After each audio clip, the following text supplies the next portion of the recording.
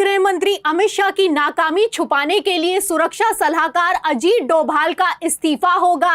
ये सवाल इसलिए क्योंकि इस वक्त की बड़ी खबर निकलकर सामने आ रही है कि कुछ बड़ा होने वाला है। पीएम मोदी ने अचानक से हाई लेवल मीटिंग बुलाई है।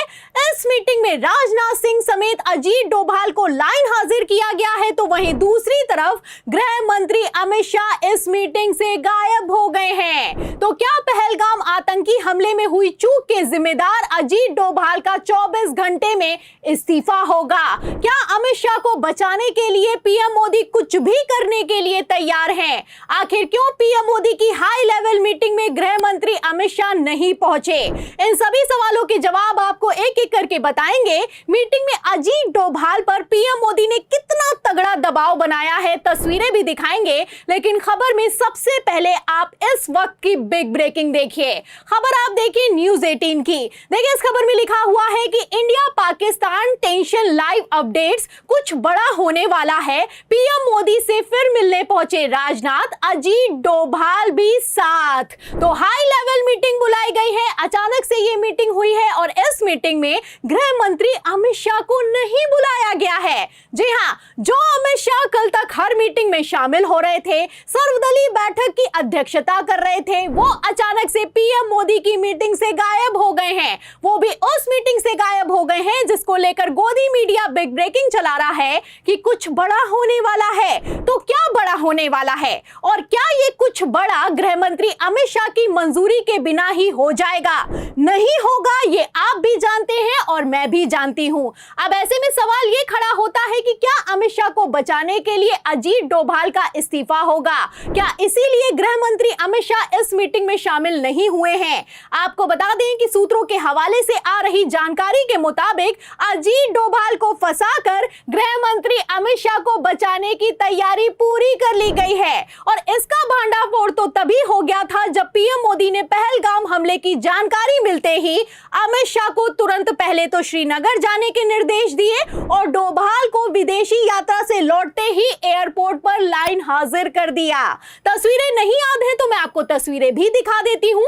तस्वीरें आप अपनी फुल स्क्रीन पर देखिए। आप देख सकते हैं कि जैसे ही पीएम मोदी लैंड हुए हैं, एसपीजी ने मोदी जी के लिए कार का गेट खोला, लेकिन पीएम मोदी ने कार में बैठने से साफ इनकार कर दिया और साफ दिखाई दे रहा है कि किस तरीके से अजीत डोभाल को हाथों के इशारे से साइड में बुलाया है। इस तस्वीर से इतना तो साफ हो जाता है कि डोभाल को एयरपोर्ट पर होने वाली हाई लेवल मीटिंग की जानकारी नहीं थी। मतलब जेम्स बॉन्ड कहे जाने वाले अजीत डोभाल को एक तरफ पीएम मोदी की हाई लेवल मीटिंग की जानकारी नहीं थी, तो वहीं दूसरी तरफ पहलगाम आतंकी हमले की भी भनक नहीं थी। और ये तो खबर भी मौजूद है। खबर आप देखिए जी न्यूज की, इसमें लिखा भी हुआ है कि पाकिस्तान में इतने दिनों तक जासूसी करते रहे अजीत डोभाल, आईएसआई को भी नहीं लगी इसकी भनक। तो ये खबर बाकायदा बिग ब्रेकिंग में जी न्यूज ने चलाई है। अब जी न्यूज किसके इशारे पर डोभाल को टारगेट कर रहा है, समझने वाले अपने आप में समझते हैं। डोभाल को तो टारगेट किया जा रहा है, डोभाल को तो मीटिंग में भी बुलाया जा रहा है। पीएम मोदी भी हाथों से इशारा करके अजीत डोभाल पर तगड़ा दबाव बना रहे हैं। लेकिन गृह मंत्री अमित शाह की जवाबदेही का क्या होगा, सवाल तो इस बात का खड़ा होता है। आपको बता दें कि 2008 में जब कांग्रेस की सरकार में आतंकी हमला हुआ तो सुरक्षा सलाहकार और गृह मंत्री दोनों ने घटना में हुई चूक की जिम्मेदारी लेते हुए तत्काल अपने पद से इस्तीफा दे दिया था। लेकिन इस बार मोदी सरकार ने पहली बार अपनी चूक तो मान ली है, लेकिन किसी पर कोई एक्शन अभी तक निकलकर सामने नहीं आया है। फिलहाल हाई लेवल मीटिंग को लेकर बिग ब्रेकिंग निकलकर सामने आई है कि एक्शन प्लान तैयार हो चुका है।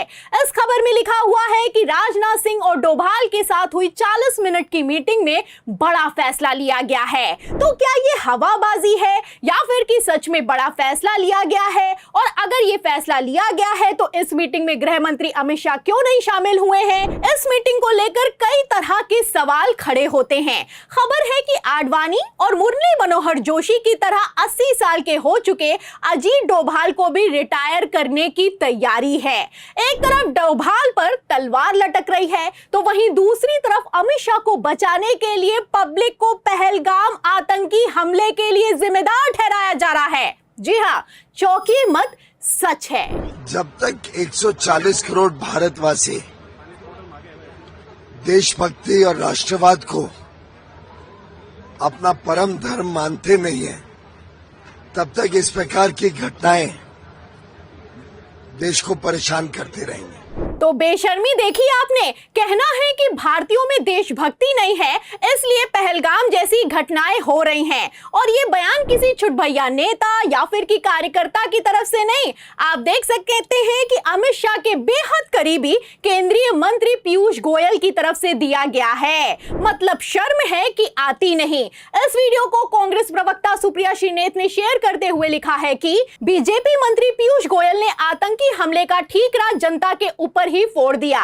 मतलब सुरक्षा और खुफिया तंत्र में हुई चूक के जिम्मेदार लोग हैं। इतनी थितरई आती कहां से है इन लोगों में? अरे जो लोग महाकुंभ में हुई मौतों को छोटी मोटी घटना बता सकते हैं, उनके लिए पहलगाम आतंकी हमले के लिए पब्लिक को जिम्मेदार ठहराना अपने आप में कोई बड़ी बात नहीं है। वैसे देखा जाए तो ऐसी निकम्मी सरकार चुनने के लिए तो पब्लिक ही जिम्मेदार है। पूरी तरीके से जवाबदेही जिम्मेदारी अमित शाह साहब की है, मोदी जी की है। अब चूंकि वो होम मिनिस्टर हैं, उन्हीं की जवाबदेही है। उन्हीं को, अगर कोई व्यक्ति ऐसा है देश में जो उनका इस्तीफा नहीं मान रहा, तो वो देश के साथ इंसाफ नहीं कर रहा है, इस मुद्दे को रफा दफा करना चाहता है, मेरा तो ऐसा मानना है। तो सुना आपने, सुप्रीम कोर्ट के सीनियर वकील महमूद राजा का कहना है कि पूरी जिम्मेदारी गृह मंत्री अमित शाह की है और उनका तत्काल प्रभाव से इस्तीफा होना चाहिए, उनका इस्तीफा मांगा जाना चाहिए। और अगर उनका इस्तीफा नहीं मांगा जाता है तो पूरे मामले को एक तरीके से रफा दफा करने की कोशिश की जा रही है। लेकिन यहां पर मैं आपको बता दूं कि इस्तीफा देना तो दूर की बात है, पब्लिक को ही जब आतंकी हमले का जिम्मेदार ठहराया जाए तो फिर क्या ही कहा जाए। फिलहाल जैसे एक्शन हुआ है, जैसे प्रधानमंत्री नरेंद्र मोदी ने अचानक से मीटिंग बुलाई है, जैसे अजीत डोभाल पर दबाव बनाया जा रहा है, आपको क्या लगता है, क्या शाह वर्सेस डोभाल को खत्म करने के लिए मोदी जी डोभाल की बलि चढ़ा देंगे? या फिर की सवाल तो यह भी खड़ा होता है कि क्या सिर्फ मामले को रफा दफा करने के लिए हवाबाजी की जा रही है? इस सवाल के जवाब में इस पूरी रिपोर्ट पर आपकी क्या राय है? अमित शाह को बचाने के लिए भाजपा या फिर यूं कहें मोदी जी किस हद तक जाएंगे? जो भी आप सोचते हैं हमें कमेंट बॉक्स में जरूर लिखें। वीडियो को ज्यादा से ज्यादा शेयर करें ताकि सच्चाई दूसरों तक पहुंच सके। हमारे चैनल को लाइक करें, सब्सक्राइब करें, ज्वाइन करें। फिर मिलते हैं अगली खबर के साथ, तब तक के लिए धन्यवाद।